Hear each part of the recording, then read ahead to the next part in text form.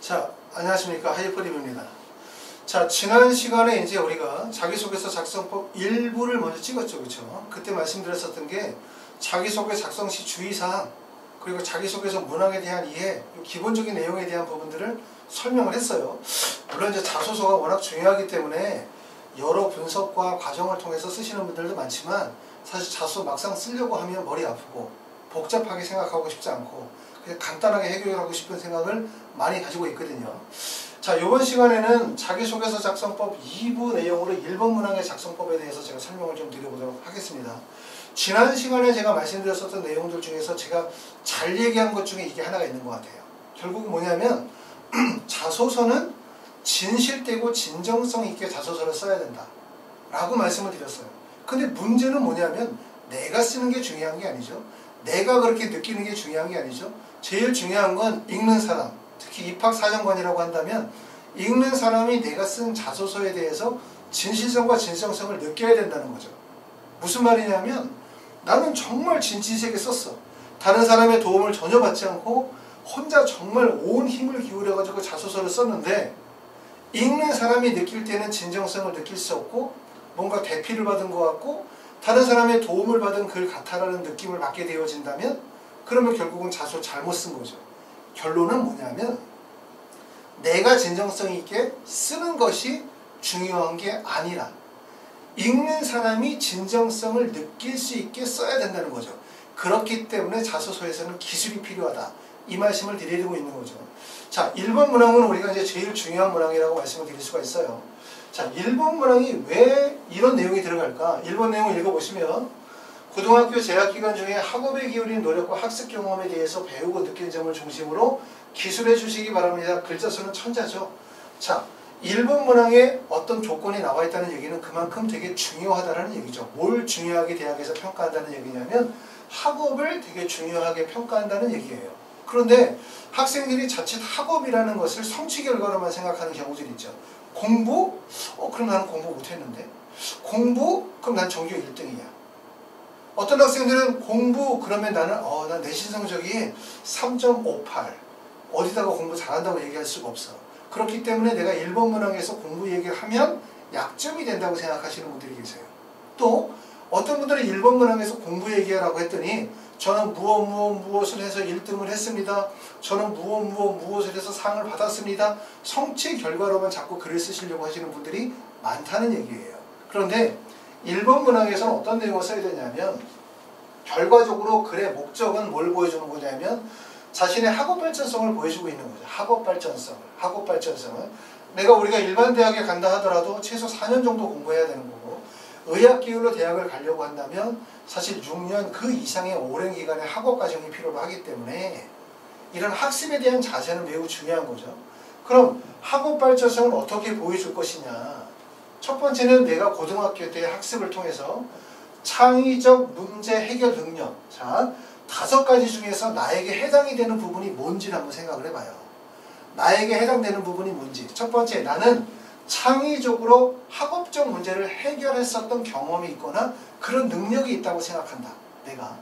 두 번째는 나는 역경 극복 과정. 학습 과정에서 여러 개의 역경 과정이 있잖아요. 그죠? 공부를 하다 보면 어떤 난관에 부딪히는 경우들도 있고 또 공부를 하는 과정에서 주위의 도움을 받지 못하는 경우들도 있고 어떤 연구를 하는 과정에서 벽에 부딪혀가지고 더 이상 연구가 진행이 되지 못하는 과정들도 있고 그걸 내가 어떻게 극복할 것이냐에 대한 부분이 되게 중요하죠. 역경 극복 과정. 근데 요 중에서 꼭 하지 말아야 되는 얘기 관련 없을 수도 있지만 먼저 짚고 넘어가는 얘기들은 학생들이 자소서를 공통적으로 읽다 보면 어떤 내용이 나오냐면 저는 무엇을 했습니다. 그리고 무엇을 알았습니다. 그러다가 어떤 것에 벽에 부딪혀. 그 다음에 나오는 얘기는 꼭 뭐냐면 유튜브를 찾아봤습니다. 논문을 찾아봤습니다. 그러다가 선생님에게 물어봤습니다. 이거 나오는 경우가 있는데 사실 선생님에게 물어보고 문제를 해결했습니다. 선생님이 책을 추천해 주셨습니다. 선생님이 뭐를 알려줬습니다. 이렇게 얘기를 하는 경우들이 자소서에 많이 나오는데 사실 제가 읽을 때는 그게 정말 사실이냐?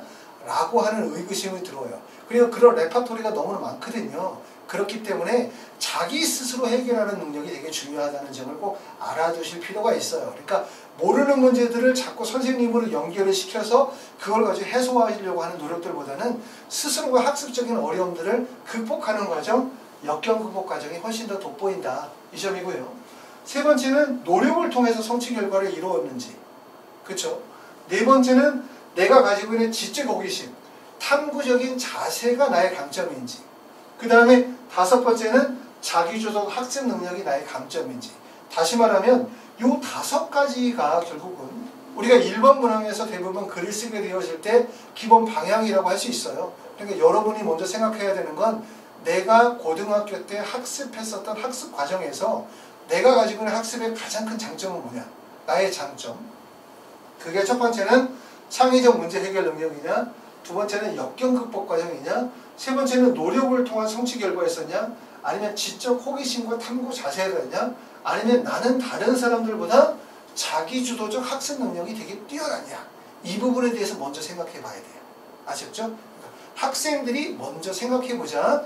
1번 문항 쓸 때 내가 가지고 있는 학습의 가장 큰 특징과 장점이 무엇이냐. 그렇죠? 이걸 통해서 결국은 본인이 가지고 있는 학업 발전성을 강조한다. 이렇게 보시면 될 것 같아요. 자, 자기소개 작성의 유형에 대한 부분들. 제가 이제 저희 하이퍼 리뷰 홈페이지로 가시면 실제 합격생들의 많은 자소서가 있어요. 많은 자소서가. 그리고 그 자소서를 읽어보시는 것들이 여러분이 자소서를 작성하는 데 많은 도움이 될 텐데 제가 그 자소서를 한 100개 정도를 정리해봤어요. 의학 계열의 자소서를 학생들이 어떻게 자소서 썼을까 정리해봤더니 나타나는 특징들은 유형 1번. 어떤 학생들은 학업 및 활동 역량을 강조하는 학생들이 있더라고요. 자기소개서 1번 문항을 쓸 때. 두 번째, 어떤 학생들은 자신만의 학습법을 강조하는 학생들이 있고, 세 번째는 관심과 열정 그리고 전공적 합성을 강조하는 경우에 유형 세 가지로 나눠져요. 그러니까 여러분이 이걸 제가 말씀드리는 얘기는 내가 글을 쓸 때 이런 방향으로 생각을 해야 돼요. 어떤 방향으로 글을 쓰는 게 좋을까? 다른 사람은 어떤 글을 쓸까? 이런 글이겠죠. 첫 번째는 학업 및 활동 역량을 강조하는 분들은 어떤 글을 쓰게 되냐면 1번 전공 분야에 대한 단계별 심화 학습 과정을 서술하는 거죠. 하나씩 학습의 단계가 발전해 나가고 탐구해 나가는 과정들을 서술함으로 인해서 본인의 학습 과정을 서술하는 건데 특히 1번 문항에서 제일 중요하다고 말씀을 드리는 건 학습 과정 서술이 이루어져야 돼요. 반드시 아까 말씀드렸던 자소서의 진정성과 진실성의 핵심은 결국은 뭐냐면 네가 했냐 이거거든요. 네가 했냐 내가 했다 이걸 얘기할 수 있는 거는 과정 서술이 이루어져야 돼요. 그런데 대부분 자소서를 대피를 받거나 엄마가 써주거나 아빠가 써주거나 누가 대신 써주는 글들은 대부분 성취 결과 중심으로 나와요. 성취 결과라고 하는 얘기는 저는 고등학교 1학년 때 뭐뭐뭐 탐구 활동을 했습니다. 그래서 그 과정에서 무엇을 알았습니다. 그리고 뭘 하다 보니까 뭐에 호기심이 생겼습니다. 그래서 뭘 했습니다. 그래서 뭘 알았습니다. 이렇게 쓰는 거죠. 그럼 결국 뭐냐면 뭐 해서 했습니다. 이렇게 쓰는 거예요. 그럼 뭐가 없는 거냐면 과정이 없어요. 자기 자신만의 학습 과정과 학습에 대한 이해가 안 나오는 거죠. 이런 글 쓰는 것들은 대표적으로 항상 얘기하지만 일반적으로 자소서 첨삭을 받게 되어질 때 첨삭을 어떻게 하냐. 학생이 글 쓰고 선생님이 그냥 글을 써주는 거야. 사교육업체에 갔더니 같이 글을 쓰는 거야. 이렇게 쓰면 반드시 그런 내용 없는 글들을 쓰게 돼요. 절대로. 그렇기 때문에 자소서를 먼저 학생들이 초안을 이런 방향으로 초안을 쓰고 다시 글을 수정하는 과정을 통해 가지고 학생의 글이 최대한 반영이 되어질 수 있도록 글 쓰는 과정들이 매우 중요하다. 이렇게 말씀을 드리고 있는 거고요. 두 번째는 학문간의 이해를 통해서 심화 학습 능력을 강조하는 거죠. 글자 수가 1000자니까 길잖아요. 그렇죠? 글자 수 1000자는 하나의 내용만으로 1000자를 다 채우기가 어려워요. 그러니까 어떻게 쓰냐 하면 학문간의 연계성. 내가 좋아하는 과목이 수학이야. 수학에서 내가 미적분을 좋아해? 근데 미적분의 내용들 중에서 일부를 화학과의 연계성을 가지고서 만들어내는 거죠. 내가 수학의 미적분을 이해하면서 화학의 어떤 원리를 같이 이해하게 되어졌고 그걸 통해서 학문적인 연계성에 대한 부분들을 융합성에 대한 부분들을 이해하게 되어졌다 라고 하는 자신만의 학습 과정에서의 심화 학습 능력을 강조하는 경우. 그 다음에 세 번째는 교과 학습의 흥미가 동아리나 교내 활동으로 발전하는 경우들, 이런 경우는 다 똑같아요. 아까 말씀드렸던 것처럼 천자의 글자 수가 길어. 내가 의대를 가고 싶고 나는 생명공학에 관심이 있어서 난 생명공학을 공부했습니다만을 가지고 천자를 쓸 수가 없어요. 길기 때문에. 그렇기 때문에 처음에 앞에 나와 있는 거는 학문적인 동기가 나오겠죠. 내가 생명과학을 좋아하는지, 수학을 왜 좋아하는지, 화학을 왜 좋아하는지, 내가 학문에 대한 내 습관, 자세, 태도가 먼저 나올 거고, 그 다음에 고등학교 과정에서의 학습에서의 여러 가지 경험들이 쭉 나오겠죠. 그러면서 그 학습이 다른 과목으로 심화 발전하거나 아니면 그 학습이 교내 활동이라든가 동아리 활동으로 연계되는 모습을 보여주는 경우, 이게 바로 학업 및 활동 역량을 강조하는 학생들이 이렇게 글을 쓴다. 두 번째는 뭐냐면 자신만의 학습법을 강조하는 거예요. 자신만의 학습법이라고 한다면 자신만의 학습법. 자, 저는 공부할 때 어떤 학습법을 이용했다. 저는 뭐 꼬리를 무는 학습법을 썼다. 저는 2+1 학습법을 썼다. 이렇게 이제 학습법을 구체적으로 자신만의 학습법. 지난번에 봤었던 어떤 학생은 자신의 학습법이 바로 뭐였었냐면 학습 노트를 만드는 거, 학습 사전을 만드는 거, 뭐 이런 나름대로의 학습법이 있을 수 있거든요. 그런데 그거를 다른 사람이 만들었었던 사례들을 따서 붙이면 이게 이제 탈용을 할 수 있어요. 그렇기 때문에 자신만의 학습법을 가지고서 얘기하면 참 좋아요.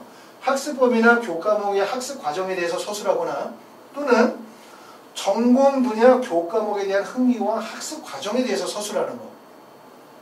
이번의 유형은 사실은 되게 좋은 유형이거든요. 자신만의 학습법을 소개하는 방법.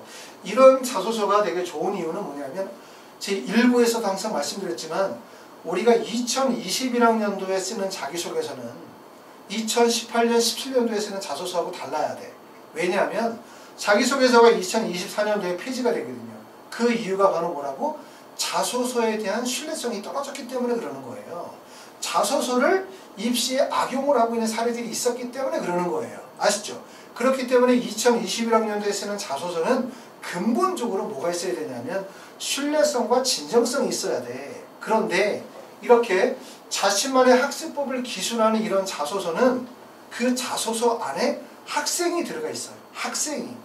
그리고 학생의 고민과 학생의 생각과 학생만의 노력의 과정들이 잘 보인다는 거예요.